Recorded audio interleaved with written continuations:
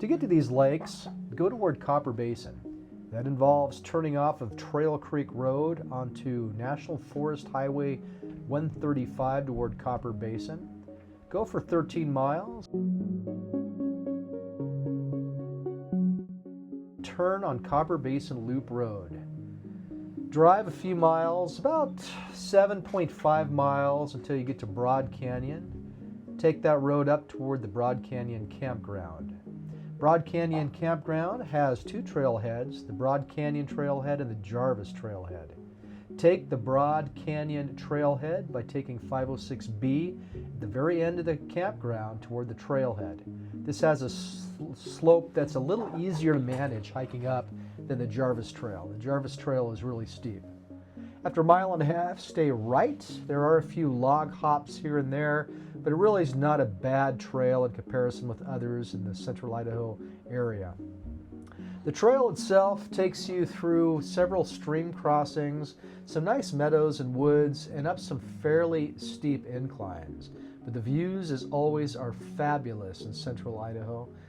There's lots of wildlife, and the streams are full of various fish species, brook trout, etc. There's a lot of birds that you can look at, bluebirds, woodpeckers, sage grouse. It's really a scenic wonderland for wildlife viewing. This trail is steep in parts, very challenging. Be prepared for that, but the views are definitely worth it. At the sign toward Baptie and Goat Lake, turn left. The first lake you'll encounter is Baptie Lake. It's probably the best place on this trail to camp. There's an abundance of firewood. From this side, you'll see that it's right at the tree line. Above Baptie Lake, there really aren't any trees. There's some really attractive locations that you can explore.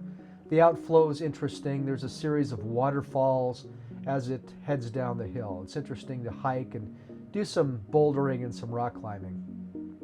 You can see the fish bounding in Baptie Lake. It's an interesting location. To head toward Goat Lake requires a steep climb. Coming out of Baptie Lake toward Goat Lake, it's only probably on the order of a mile or so, maybe a mile and a half, but very steep and very challenging. Goat Lake is larger than Baptie Lake. It has fish, you can see them. It's really an interesting location. The geography is beautiful. The rocks are majestic. The outflow plunges down some waterfalls toward Baptie Lake. It's a good location to explore and sightsee. There's a bluff that separates the two lakes between Baptie and Goat Lake. The outflow is on the opposite end of the ridge that takes you up and over to Betty Lake.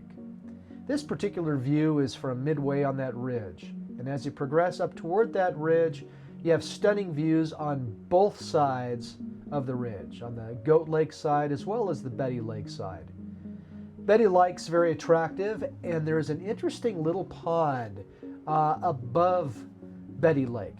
It doesn't have a name attached to it, but it's shallow and it's really kind of interesting. The small lake, it's worth camping at if you're interested. The problem is there's just no firewood at these alpine lakes. Goat, Betty, and this little pond have no firewood anywhere, making it challenging, or you have to hike in your firewood, which is real painful to do. There's a lot of fish in Betty Lake. It's big, it's deep, and it's beautiful. There's a lot of interesting sights around this area to check out. The lake itself probably is on the order of 10, maybe even 15 acres. It has two campgrounds next to it. This one is located midway and another one's closer to the Jarvis Trail side. As you exit Betty Lake, go down the Jarvis Trail. Make sure you keep left rather than going right. And as you continue on in the Jarvis Trail, you see Bench Lake. Bench Lake does afford some good firewood and some interesting places to camp. There's also an abundance of water supply. There are so many springs along the Jarvis Trail, at least the upper sections of Jarvis Trail, you're really not going to have any problems finding water. Clear Lake is beautiful. You hike down to Clear Lake. It's seldom visited. You have to crash through some brush to get there, but it really is a beautiful location, and there's an abundance of wildlife around it. It's spring fed, which is one of the reasons it is so incredibly clear. Lots of fish in this lake because not a lot of people go fishing here. Springs all around this lake that are available for fresh water if you need some. Good scenery, really a fun place to just explore. Beautiful geography, and the fauna and flora are just fabulous. The trail continues down toward the trailhead on the Jarvis Trail. You'll see some beautiful sights. Copper Basin's here in the distance.